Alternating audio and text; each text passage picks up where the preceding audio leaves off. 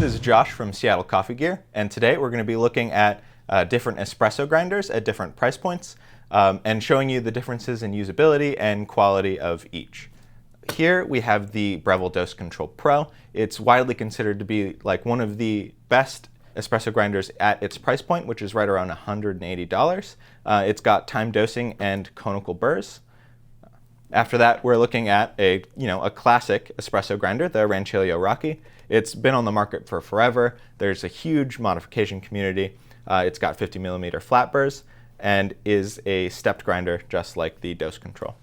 And then finally, up at the top end, we have the Eureka Atom. It's a little bit more expensive than the other two at right around $900, but you get a lot more with the money. You get to move to stepless grind adjust. It has time dosing, but it's also silent. It's packed with sound insulation, so it's really nice to use, especially in a home environment. So we're going to take some time, dial in all three of these, and pull some shots.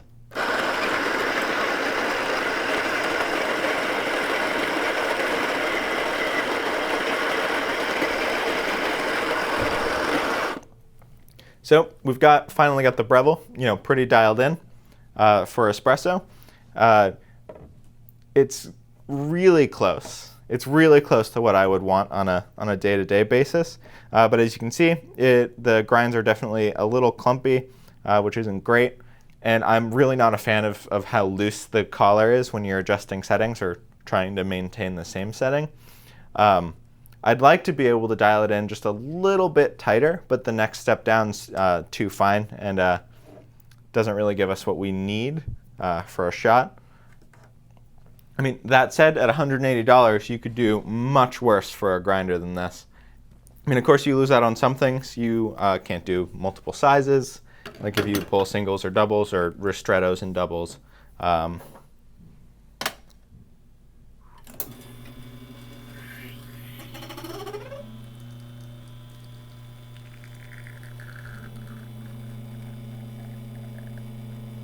But yeah, it's looking really good.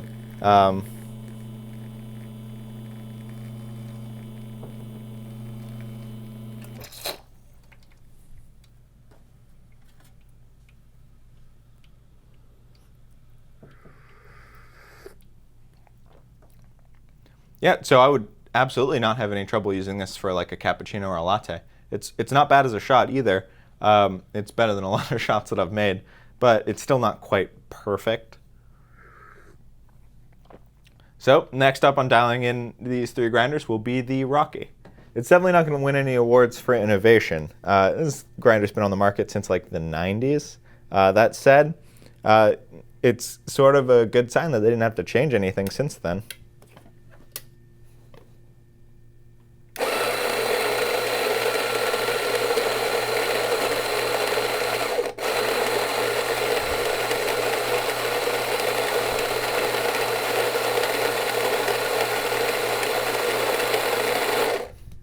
I mean, that said, it's also slow, and you can see already that like at this base setting, it's pretty clumpy as well.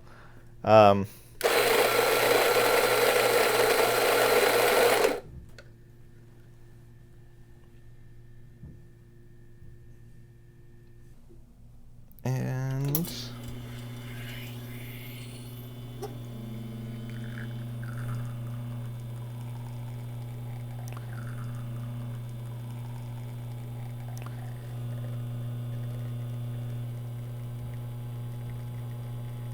actually,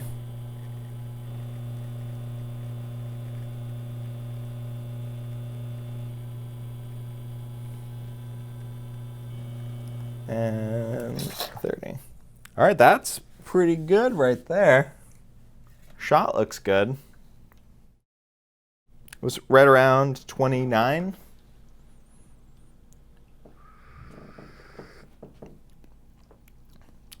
Oh.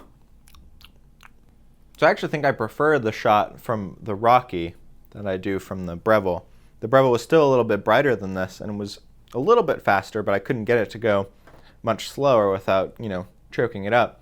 This is pretty good. This is what I would drink right here. The beans we're using are also pretty dark, so the chocolatey notes sort of really give it like a good baseline. So yeah, I would say that that's about perfectly dialed in. I sincerely doubt I could get it any closer on the Rocky. And that's really due to how big the steps are and how awkward the grind adjustment is on the Rocky.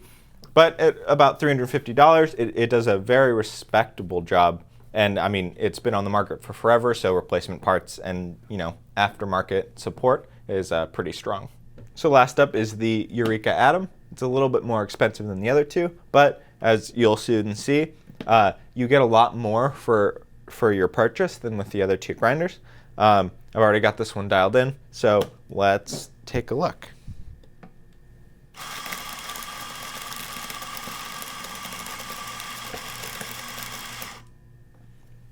So, I mean, as you guys heard, it's way quieter than the other two, and that's the main draw of the Atom over all of its other features, is that it's near silent.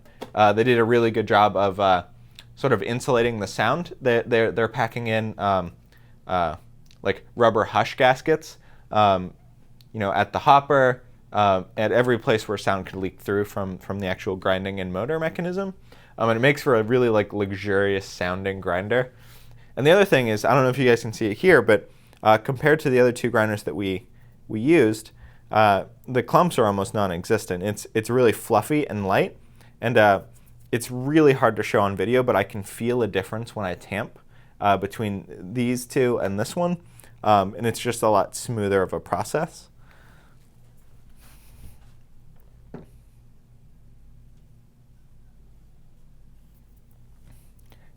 Getting it dialed in is a little bit more difficult at first and then easier afterwards. So with step grinders, you always have a range of where the espresso is going to be, and you can get down to that level really easily and then fine tune from there. The fine tuning on step grinders is harder because you are trying to make do with the steps that are given to you stock.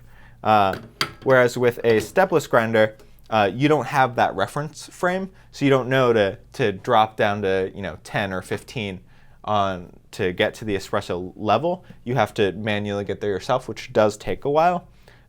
After that, though, when you're fine tuning, you have way more options with a stepless than a stepped. Because of that reason, I would never recommend a stepless grinder if you're going to be using your grinder for both espresso and other brew methods. But if you're doing it just for espresso, it's a fantastic choice after the initial dial-in.